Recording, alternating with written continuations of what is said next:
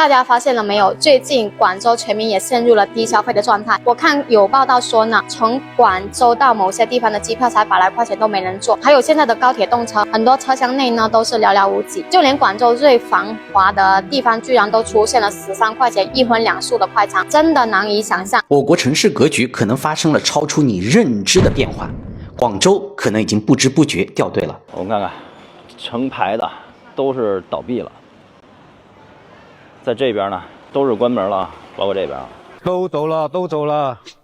广州一天比一天人少，现在连大马路的车也少。大家好，欢迎来到看大陆节目，我是美玲。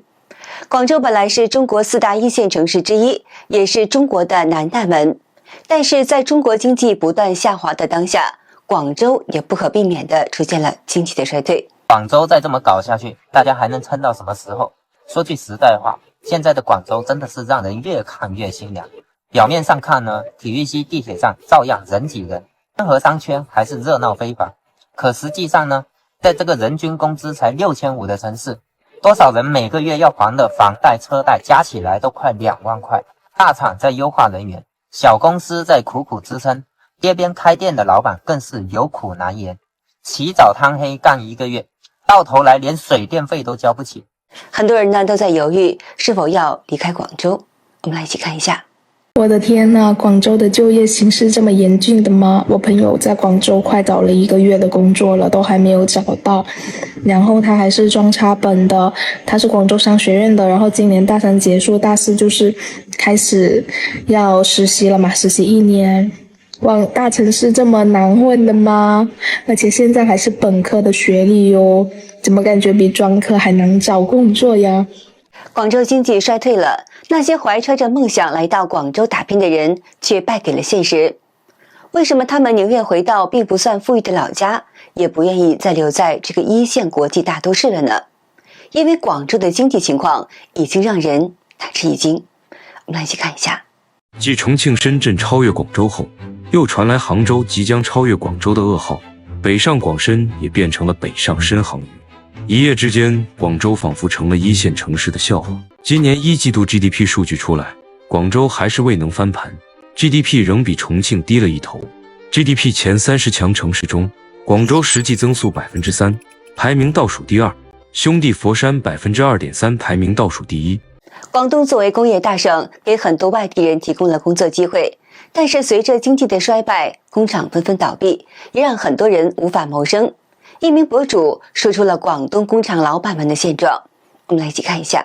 刚去了浙江、广东的市场转了一天，刚回来，发现现在市场很糟糕，陷入了一种债务危机，大家手里都是货，货呢还在不断的贬值，而且很多人本来就是拿着银行的贷款来做这个生意，再这样下去，材料不断的跌价，钱越来越难收，资金链断裂，导致市场上大范围的倒闭潮。人们手里的钱少了，只能不断的开源节流，精打细算过日子。一名博主现场直播广州最繁华的上下9步行街，所到之处呢，让人感到非常的萧条。79块钱2件啊，小短裤呢55 2件，30一件，50 2件啊。我们看看对面这个2层都搬空了，以前是一个叫皇宫宴会，吃海鲜烤肉自助餐的，可是呢已经空了。这个地儿啊，原来是特别的繁華的一個地兒啊。一名男子也說出了廣州今年的經濟情況。行喺上下九，你會發現呢條街曾經係繁華熱鬧嘅商業街，而家成排嘅鋪頭都掛住空鋪轉讓呢個牌啊！以前呢，行喺呢度係人來人往嘅，而家連個人影都冇幾多個啊！真係凄涼啊！唔單止係商業唔景氣，仲反映出整個經濟大環境對於地產嘅衝擊。好多小公司捱唔住，一家接一家咁倒閉，大公司為咗生存都紛紛裁員降薪。廣州人貌似還生活在這片熱鬧而繁華的都市當中，但熟悉內情的人總結出了廣州的現狀。咬緊牙關喺度供樓，啲壓力係大到你冇辦法想像嘅。嗱，而家個物價又好似火箭咁隨隨喺度升。你去超市行一圈，冇200蚊你都出唔到個門口。買菜啊，有陣時佢仲貴過肉。每個月除咗基本嘅生活開支啦，房貸呢個壓力壓到你唞唔到氣。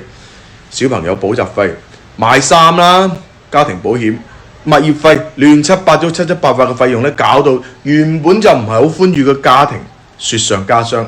一大堆送外賣的沒有訂單，大量的出租啊都在跑空車，酒店卻天天爆滿，烏泱泱找工作的人啊都住在酒店裡，望眼欲穿。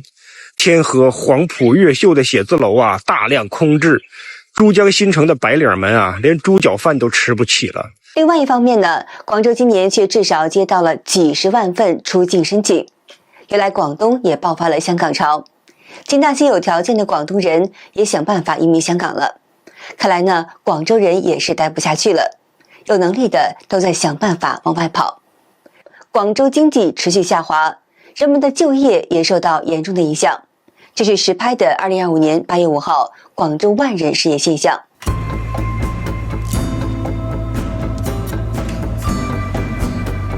廣州招工情況也是並不樂觀，具體表現在招工的人少了，但找工作的人卻多了。一個人出來招工，被幾十個人圍住搶工作機會，而且呢，很多人都是找不到工作，只能是幹一天活待一個星期，長期下去可真的是扛不住了。所以呢，來廣州打工的外地人為了生存，卻不得不回到老家，而這也導致了廣州房東們生意一落千丈。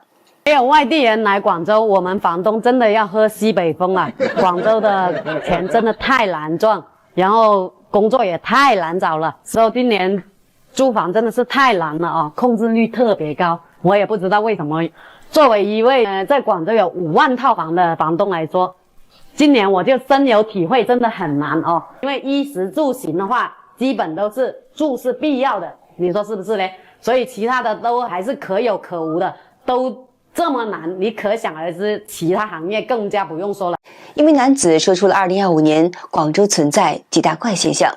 即係第一，群入邊、朋友圈入邊就冇人話升職啊、加薪啊、跳槽啊。以前咧成日都係有人抱怨、埋怨，工資又比加班多，想離職、想跳槽、想加薪。今年啊，都係講，喂，我要加班，有咩活動唔好嗌我。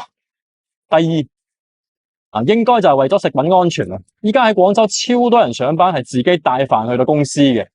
第三，二手樓根本賣唔喐。這名男士表示，第四個怪現象是廣州很多商場都關門了，像是永輝超市、百姓廣場店、沃爾瑪廣州新港店，從前可都是人擠人，現在呢說關門就關門了。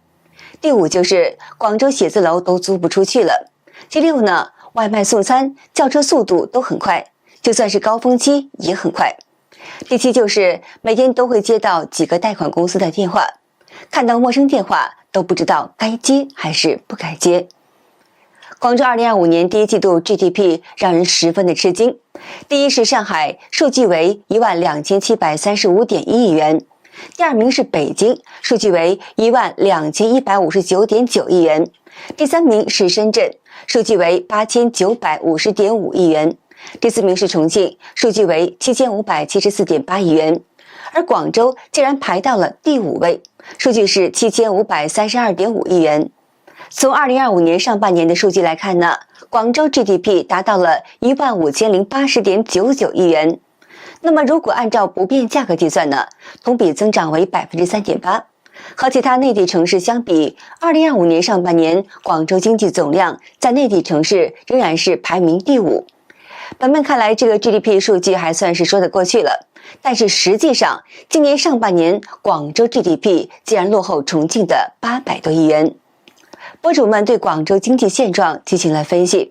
我們用數據說話，第一組數據叫資金總量。資金總量呢，代表的是一個城市吸引所有財富的總和。北京因為央企總部集中，排名全國第一，資金總量達到26萬億。上海呢23萬億。你猜深圳是多少？你以為是20萬億？不是，深圳是14萬億，和北京、上海差距是很大很大。結果廣州只有9.2萬億，和深圳差距很大，而廣州和深圳相差是5萬億。所以廣州和深圳已經掉隊了。該博主從一線城市的財政收入進行了數據對比，顯示呢，上海財政收入是8374億元，在全國位列第一，第二名是北京财政收入是6373亿元，第3名是深圳，财政收入是3914亿元，和上海、北京呈现出断崖式的差距。这第4名呢，竟然是杭州，显示杭州的财政收入是2640亿元，而广州财政收入只有1955亿元，排名全国市为第8位。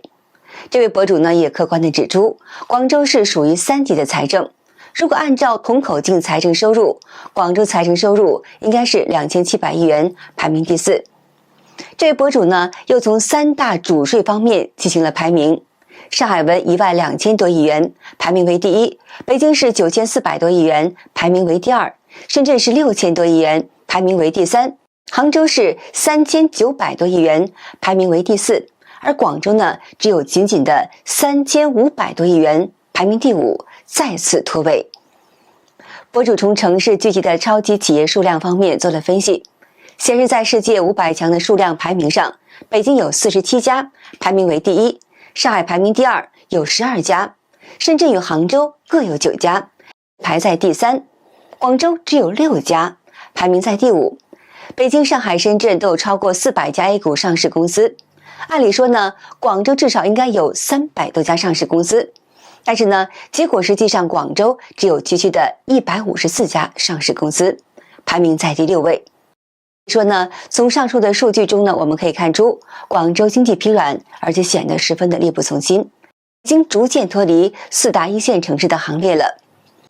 而且呢，就在今年的上半年，广州 GDP 增速只有 3.8%。在全国10大城市中排名倒数第1，低于全国和广东省的经济增速。其中呢，我们可以看出，广州已经几乎从4大1线城市中跌落了。而被认为十分有商业远见的香港富豪李嘉诚对广州的态度，也可以看出广州经济价值的不断的衰退。2025年7月，李嘉诚家族的长江实业旗下和记黄埔地产集中甩卖广东惠州、中山、广州和东莞的4个房地产项目，共计呢有400套产品。那么引人注意的就是，这次推介的房地产项目有着明显的价格优势。比如呢，像是惠州龙珀花园的51平方米的一房户型，单价从每平方米的 1.04 万元到 1.4 万元，回落为只要每平方米是8632元，而其中一套中高楼层单位只卖 44.3 万元。东莞海逸豪庭的别墅价格从每平方米 4.4 万到 6.8 万，幅跌为每平方米只有 1.8 万到 3.6 万元。这么大幅度的折扣着实是不同寻常。那么一些具有国资背景投资的研究员甚至直言呢，这并不像是单纯的商业决策，更像是李嘉诚在主动抽身中国核心资产。其实这10年来，关于李嘉诚逐步撤出内地市场的猜测接连的不断。他作为一个商人，自然以做生意盈利为主要的思考方向。但李嘉诚家族正在逐步撤离或大幅缩减在中国大陆的房地产投资，尤其是今年的7月对广东房地产的大幅降价抛售，更像是着急赶快把烫手山芋尽快脱手。那么这说明了什么呢？就是李嘉诚以其多年来的独到商业眼光，不仅嗅到了大陆地区来自中共的危险，而且呢也敏锐地察觉到了广东省的经济不可避免地走向衰落。因此呢，即便是损失利益，也要及时脱手止损。而广州这座曾经被无数人向往的国际大都市，也在中共的极力压榨和错误的经济决策之下，持续走向衰落，甚至呢跌下了4大1线城市的位置。人们看惯了高楼大厦、商业繁华，但在所谓的中共宣传的盛世当中，却活着这样一群可贵又艰辛的底层民众。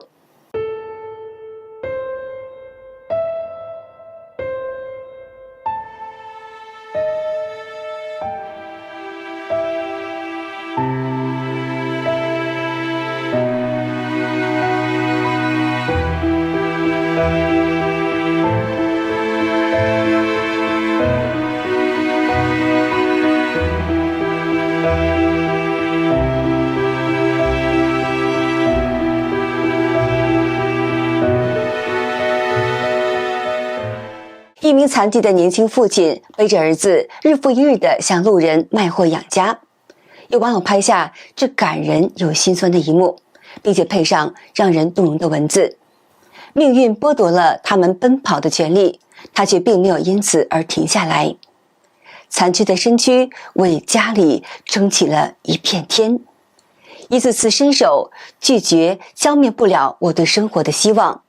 儿子的奶粉钱还没有着落，儿子童年只能用绳子禁锢在我的后背。我不能改变儿子的出身，但我想通过自己的努力改变儿子今后的道路。生活的苦如潮水般涌来，儿子就是我心中的信念。好的，今天就和大家聊到这儿了，请您记得点赞、订阅、留言，并且分享给您的朋友们。感谢您的支持，我是美玲，我们下期节目再见。